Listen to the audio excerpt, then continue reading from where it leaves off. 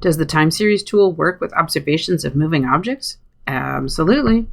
Catalogs, WISE, NeoWISE, and then go to the single exposure NeoWISE table, for example.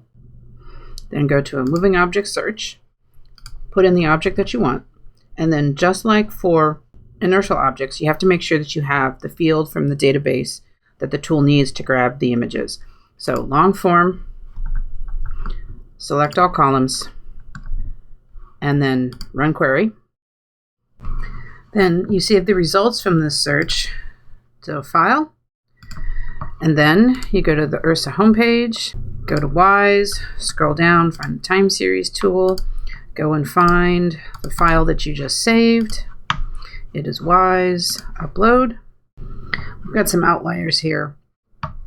Let's get rid of some of the outliers.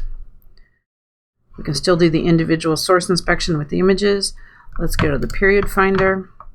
I am going to, in the interest of time, because I know what the answer is going to be, constrain the periodogram.